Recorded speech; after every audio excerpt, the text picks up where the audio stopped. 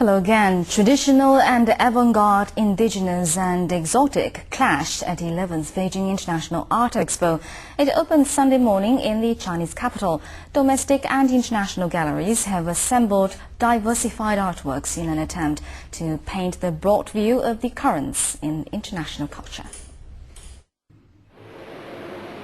A look at tradition is always the jump-off point for gaining a broader perspective. Traditional Chinese paintings from the Shenxueren Gallery are placed at the center of the hall. Among them is this ink painting. The sinewy running horse was drawn in the twilight years of master painter Xu Beihong. A series of ink and watercolors from Lin Fengmian, Zhang Daqian and Liu Haisu are among the gallery's selection for the expo. Just like China's economy is booming, the performance of Chinese contemporary paintings at international auctions has kept arts professionals in amazement. Among the miracle makers are crossing the river from Luozhongli. It was hammered off at over 16 million yuan last year. And there is the final piece, a serene waterside town on canvas from the late oil painter Chen Yifei. The painting was done shortly before Chen's death. I bought this from a friend for 4 million RMB. This is to remain in the gallery. It very well exemplifies our quest for beauty and value. One of the most recognized works in old sculpture, The Thinker, in much smaller scale, speaks to the high caliber of this year's international exhibits. The original sculpture was done in bronze by Auguste Rodin in 1902. A man sits in sober meditation battling with a powerful internal struggle. Rodin's sculpture is replicated in 25 smaller ones on limited release around the world. The Thinker aside, Article France also presents a series of colorful Marilyn Monroe prints. They are selling for 10,000 yuan apiece. Their selection includes a smaller colored glazed version of Myron's Discoverers, a delightful twist on Armand's Venus sculptures. And there are some news from Valencia team.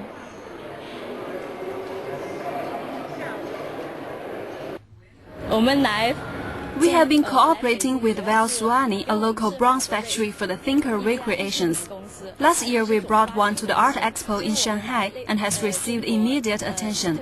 We are eager to find more interested partners in Beijing this year.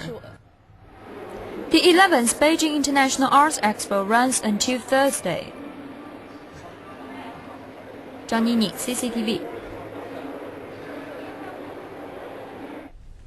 Well, still with contemporary art, the works of the revolutionary painters Xiaofeng and Song Ren are on display in Ningbo. The two painters both were soldiers in China's Liberation Army before the People's Republic of China was founded. Their works trace China's revolutionary history with a passion captured in ink and oil. Ningbo is the final stop of the exhibition. The works have toured Japan, Sweden, and in China, Beijing, Shanghai, and Nanjing. The exhibit features masterpieces of Xiaofeng and Song Ren. The Ningbo Museum of Fine Arts contributed 2 halls to display the works. The over 200 paintings include portraits of revolutionary leaders and the works highlighting patriotism, heroism, and humanitarianism. Many of these works hold important positions in Chinese art history. The exhibition opened during the May Day holiday. And now Ali joins us now with all the latest sports news, especially the third phase of the Olympic ticket sale. Yes, that's right. If you haven't got your tickets yet, don't worry about it, because you and all the other fans on the mainland have another chance to get them for the Beijing Olympics, as the third phase of ticket sales for the Games began on Monday. The tickets will be sold on a first-come, first-served basis. Fans can either buy them online or at Bank of China ticket outlets. Those opting to buy them at Bank of China outlets will simply need to present a valid form of identification. Ticket buyers can expect to receive their tickets when they make their payment.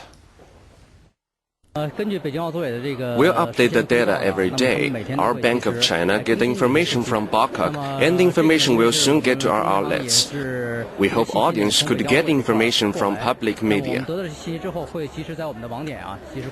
Well, Olympic tickets for this year's Games started printing in late February this year. They're being made at a mint in Shijiazhuang, capital city of Hebei province. All those tickets are printed on the same paper used to print money. Now, the key step here is to embed a digital chip in the tickets that makes them authentic and prevents forgery. 15,000 tickets can be produced in one day. They're then transported to Bank of China outlets across China to be sold. The Olympic New Media Property Rights Protection Forum has been held in Beijing with the aim of preventing internet and mobile phone broadcasting piracy during the Olympics. After securing the TV broadcasting rights for the Beijing Games, China Central Television also bought the new media broadcasting rights on December 2007. CCTV.com is the official internet and mobile phone broadcaster of the Olympics and has the sole rights in new media broadcasting of the event in the Chinese mainland and Macau. Beijing Olympics New Media Commonwealth Broadcasting Union was established and is spearheaded by CCTV.com to prevent any piracy and let more people see the Olympics through new media.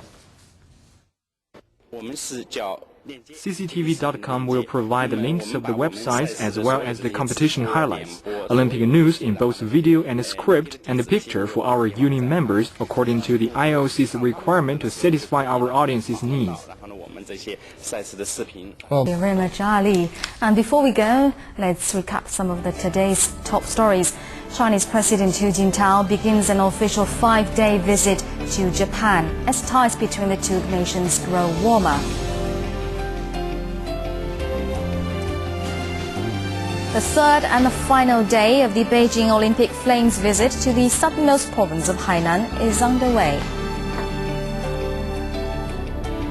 Israeli Prime Minister Ehud Olmert holds talks with Palestinian President Mahmoud Abbas.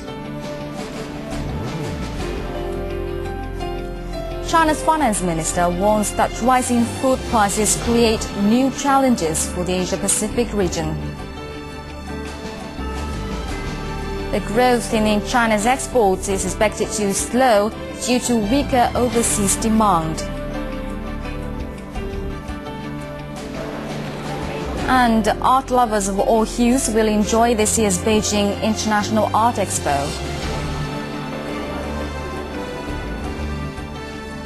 And in sports, phase 3 of the Olympic ticket sales begins for people on the Chinese mainland.